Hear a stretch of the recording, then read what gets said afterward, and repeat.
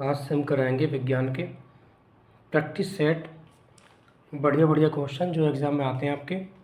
तो पहला क्वेश्चन है इसमें, निम्नलिखित में कौन सा तत्व सर्वाधिक विद्युत ऋणात्मक है? Oxygen, sodium, fluorine, chlorine. तो इसमें आएगा फ्लोरीन। दूसरा है, मेंडलीव की आवर्त सारणी में तत्वों के वर्गीकरण का आधार क्या है? तो इसमें होता है परमाणु द्रव्यमान। तीसरा है, प्रत्येक आवर्त का अंतिम सदस्य होता है। तो इसमें होती है अंत में निष्क्रिय गैसें या अक्रिय गैसें।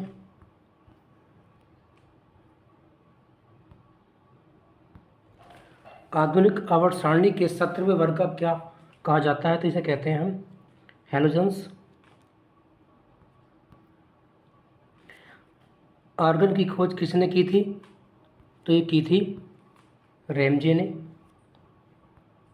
फिर है, चाकू के द्वारा कौन सी धातु काटी जा सकती है? तो ये सोडियम, लिथियम और पोटेशियम या सभी। तो इसमें आ जाएंगे सभी, तीनों काटी जा सकती हैं। फिर है, गामा किरणों की खोज किसने की थी? लोकियर, रदरफोर्ड, गोल्डस्टीन या पॉल विलार्ड। तो इसमें है पॉल विलार्ड। फिर है, भारत का वर्ड्समैन किन्हें कहा जाता है? इसके ऑप्शन है होमी जहांगीर भाभा, बीरबल साहनी, डॉक्टर सलीम अली और मेघनाथ साहा। तो इसमें आ जाएगा डॉक्टर सलीम अली। स्वप्नों का अध्ययन किसे कहते हैं? इथोलॉजी, फ्रेनोलॉजी, ओनिरोलॉजी या क्रोमेटोलॉजी। तो इसमें आ जाएगा ओनिरोलॉजी।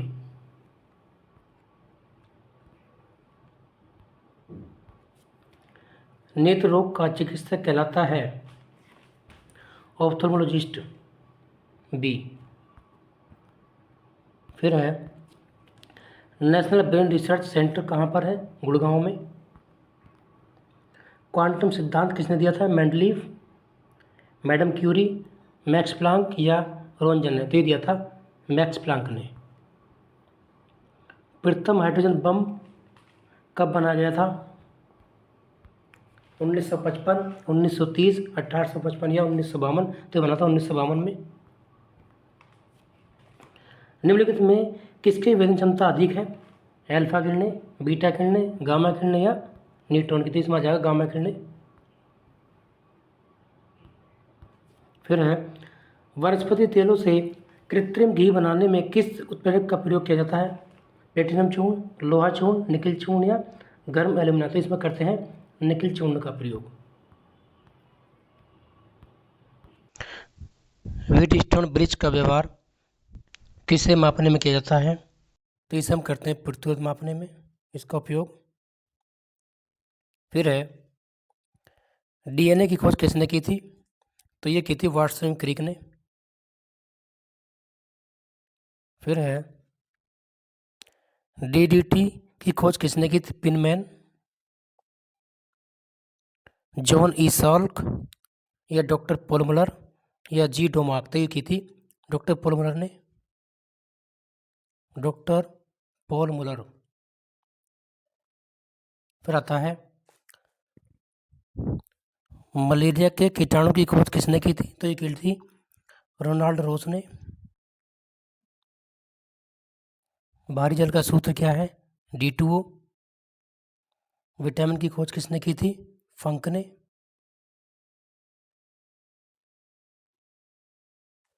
ऑयल ऑफ विट्रियोल किसे कहता है? इसे कहते हैं जेड H2SO4 को, H2SO4।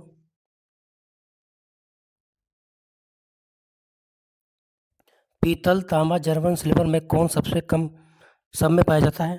तो ये होता है तांबा।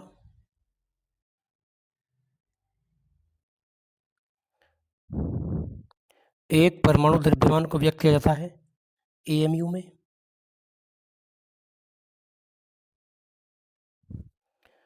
रक्त को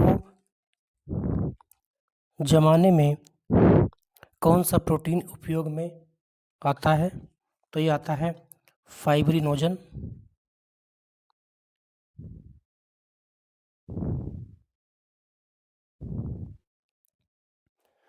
लाल रक्त का आकार होता है गोलाकार। हीमोग्लोबिन में उपस्थित होता है आयरन। नेपच्यून की खोज किसने की थी? गैले ने। फिर आता है वायु में कार्बन डाइऑक्साइड की मात्रा होती है, तो ये होती है 0.03%, 0.03% CO2। फिर आता है कास्टिक सोडे का रासायनिक सूत्र ये होता है NaOH। परम दाब है तो ये होता है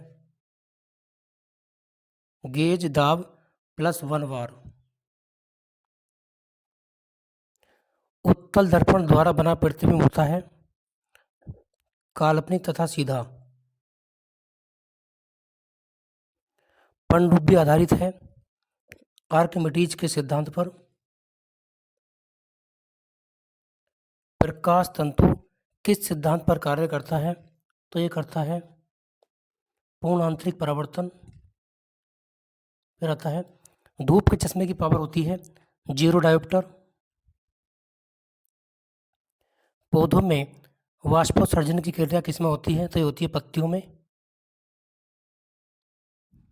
रक्त में लाल रंग निम्न में से किसके कारण होता है?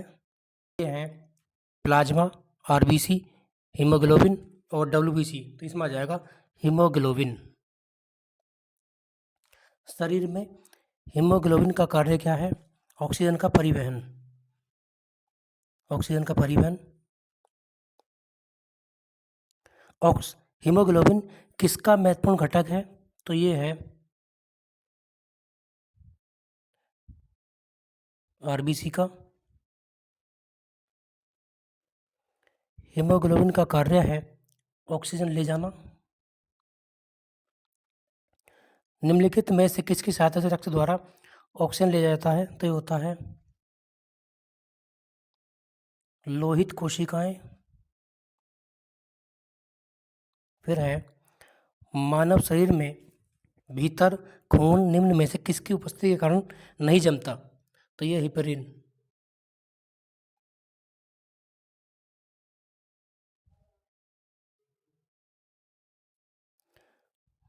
रुधिर से प्लाज्मा में निम्नलिखित में से किसके द्वारा एंटीबॉडी निर्मित होती है? तो ये होता है लिम्फोसाइट।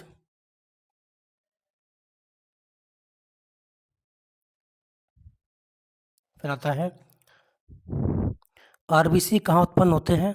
अस्थि मज्जा में। जीव विज्ञान शब्द का प्रयोग सर्वप्रथम किसने किया था?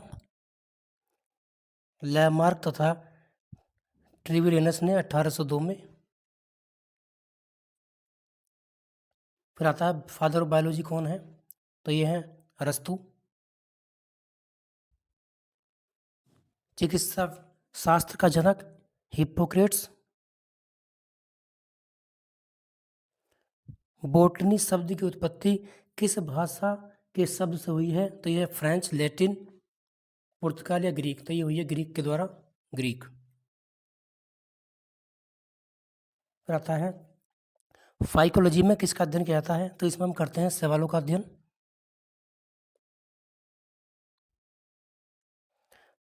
पर्यावरण का अध्ययन जीव विज्ञान की किस शाखा के अंतर्गत करते हैं? तो ये हम करते हैं इकोलॉजी, पारिस्थितिकी या इकोलॉजी। डेंड्रोलॉजी का संबंध है झाड़ियों के अध्ययन से। अध्ययन एंथोलॉजी। जीवों एवं वातावरण की अंतर अभिक्रिया से संबंधित जीव विज्ञान की शाखा है। तो ये है पारिस्थितिकी। स्पर्मोलॉजी में अध्ययन होता है बीजों का। फिर आता है एग्रोइस्टोलॉजी में अध्ययन होता है घासों का। प्रकाश संश्लेषण के दौरान पैदा होने वाले ऑक्सीजन का स्रोत है तो ये होता है जल, H2 के द्वारा होता है। नींबू में कैंकर रोग होता है जीवाणु के द्वारा। फूल गोभी का खाने योग्य भाग है पुष्पक्रम। फिर है पशुओं में होने वाला अफरा रोग होता है जीवाणु के द्वारा, विषाणु के द्वारा, कवक के द्वारा या दूषित आहार, तो यह है दूषित आहार। फिर आता है शहरी बकरी के नाम से कौन जानी जाती है, तो ये होती है बर्बरी। फिर आता है गेहूं में खाने योग्य भाग कौन सा है, तो ये होता है भ्रूणपोष।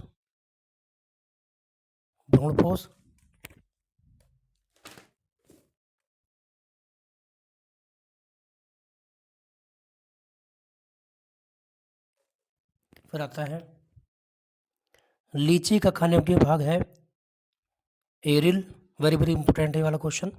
फिर आता है केल्विन स्केल पर कमरे का सामान्य ताप होता है, तो ये होता है 300 केल्विन। फिर आता है 1 न्यूटन किसके बराबर होता है, तो ये होता है 10⁵5 डाइन। ये 10⁵5 है, ये 105 नहीं है।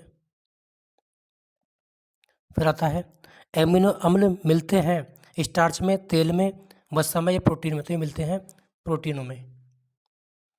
पारे का एस्क है तो ये होता है सिनेबार। फिर आता है एक एवोगाद्रो संख्या का मान होता है, तो ये होता है 6.022 गुणा 10⁻23। तो ये आ जाएगा ऑप्शन इसमें बी। ये प्लस नहीं है, ये घात में 23 है। फिर आता है पर्यावरण में अजैव अवयव का उदाहरण है, तो ये हो जाएगा वायु।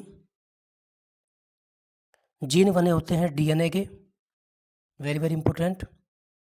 सहजीविता का उदाहरण है, तो ये होता है लाइकेन, वेरी वेरी इंपॉर्टेंट है ये भी। फिर आता है आंखों से दिखने वाला क्षुद्र ग्रह का नाम है, तो ये है चारवेस्टा, वेरी वेरी इंपॉर्टेंट है ये भी। तो आज 71 क्वेश्चन थे, 71 क्वेश्चन थे।